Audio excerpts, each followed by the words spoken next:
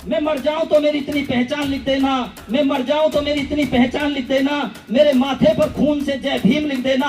अगर कोई पूछे जन्नत के बारे में, अगर कोई पूछे जन्नत के बारे में, तो एक कागज के टुकड़े पर भारत का संविधान लिख देना। भारत का समाज में पैदा नहीं हुए होते बाबा साहब अम्बेडकर, यदि इस देश का संविधान 2 साल 11 महीना 18 दिन में ना लिखे हुए होते और हमें उस व्यवस्था में आरक्षण की व्यवस्था करके नहीं गए होते और हमारी फिर नौकरियां और हमें शिक्षा ना मिली होती, तो आज हम इस पोजीशन पे नहीं होते। लेकिन उसके पीछे बाबा साहब ने कितनी कुर्बानियां, कितना त्याग किया है, ये हमें भूलना नहीं है। उनकी पत्नी रमाबाई ने कितना त्याग किया है। उनके 4 बच्चे, गंगाधर, रमेश, बेटी इंदु और सुंदर सा बेटा राजरतन, उन्होंने अपने 4 बच्चे खोए हैं। अगर हम आज अच्छा खाते हैं, गाड़ियों में चलते हैं, एसी के मकानों में रहते हैं, तो जब हम वहां रहते हैं और खाते और पीते हैं तो हमें एक पल को बाबा साहब अम्बेडकर जी को याद करना चाहिए। क्योंकि हम यहाँ आज माता सावित्रीबाई फुले की जो परिनिर्वाण दिवस है, 10 मार्च को उनका परिनिर्वाण हुआ था, 1897 में उनका परिनिर्वाण हुआ था। उनको भी नमन है, क्योंकि उनसे बाबा साहब अम्बेडकर जी ने सीख ली। बाबा साहब अम्बेडकर जी ने ज्योतिबा फुले को अपना गुरु माना, उनको भी नमन है। तो हम लोग आज यहाँ इस स्थिति में हैं और हमको ये बात मान करके चलनी चाहिए। हमको ये अपने समाज को, जहां पर हम रहते हैं, जहां हम काम कर रहे हैं, जहां भी हम लोग हैं, हमें अपने समाज में, समाज का मतलब बहुजन समाज, जो तबका है, जो निम्न स्तर पे जिनको माना जाता है, आज भी हमको सब कुछ होते हुए भी, मैं एक वकील हूं, यहाँ जितनी महिलाएं बैठी हैं अच्छे कपड़ों में बैठी हैं, आप भी अपना कोई भी रोजगार कर रहे हैं, कोई प्रॉपर्टी डीलर का कर रहा है, कोई इंजीनियर है और कोई डॉक्टर है, हर आप पोस्ट पे हैं। लेकिन आज भी जो मनुवादी व्यवस्था का व्यक्ति है, मनुवादी व्यवस्था का व्यक्ति, मैं उसको कह रहा हूं जो आज भी भारतीय संविधान को नहीं मानता, मनुवादी व्यवस्था का व्यक्ति है, वो आज भी हमसे दूर से चिढ़ता है। वो सोचता है कि ये क्यों अच्छा पहनता है, क्यों अच्छा बोलता है और क्यों अच्छा जो है ये आज अच्छा जो संघर्ष कर रहा है। तो हमें अपने बीच आए हुए व्यक्ति को भी पहचानना है, हमें अपने साथ जो हमारे साथ हमारे अड़ोस पड़ोस में व्यक्ति है उसको भी पहचानना है और हमें अपने मिशन मूवमेंट को आगे बढ़ाना है। क्योंकि अगर हमने मिशन मूवमेंट खत्म कर दिया तो आपका सब कुछ खत्म हो जाएगा।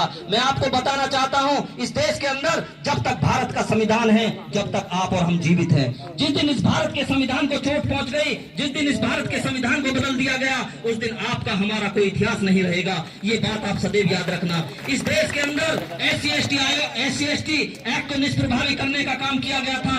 2 अप्रैल 2018 को इस पूरे देश के अंदर 13 युवाओं ने क्रांति की, 13 युवाओं ने शहीद हुए। वो भी किसी के बेटे थे, वो भी किसी के पति थे, वो भी किसी के लाल थे। मैं आपको बताना चाहता हूं, न जाने कितने लोग, कितने युवा 2 अप्रैल 2018 को जेल गए थे। हमें उनकी यादों को, उनकी क्रांति को नहीं भूलना है। उन्हें 2 अप्रैल को हमें नमन करना है, क्योंकि ना बिल्कुल बेकार है। मैं आपसे बताना चाहता हूं, यदि आप यहां से विचार लेके जा रहे हैं, यदि आप कार्यक्रम लेके जा रहे हैं और घर में जाकर के आप पूजा पाठ करते हैं, तो आपका बाबा साहब अम्बेडकर का मानना बेकार है। क्योंकि 22 प्रतिज्ञाओं पर बहुत लंबी बहस पीछे भी छिड़ी। एक मंत्री जी ने भी वहां दिल्ली के अंदर 22 प्रतिज्ञाएं पढ़ी, उनको हटा दिया गया। तो इस तरह के कार्यक्रम, इस तरह के जो चल रहे हैं 22 प्रतिज्ञाएं जो बाबा साहब ने दी, तो हमें उनको मानना चाहिए। हमें गौतम बुद्ध का दिया हुआ धम्म बौद्ध धम्म मानना चाहिए।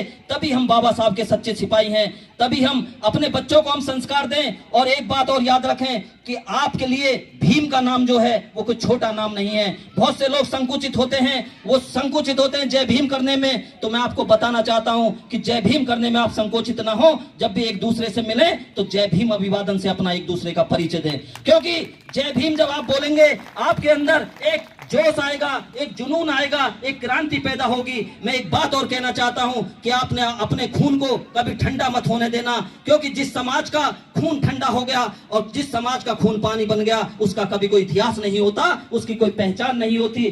खून का मतलब मैंने सिर्फ ये किया, ना हमें तलवारें चलानी है, ना हमें किसी से लड़ना है। हमें खून गर्म इसलिए करना है क्योंकि हमें अपने बहुजन महापुरुषों की विचारधारा को जीवित रखना है। और जब जीवित हम रखेंगे तो तभी रख पाएंगे जब हमारा खून गर्म होगा, वरना हम जीवित नहीं रख पाएंगे।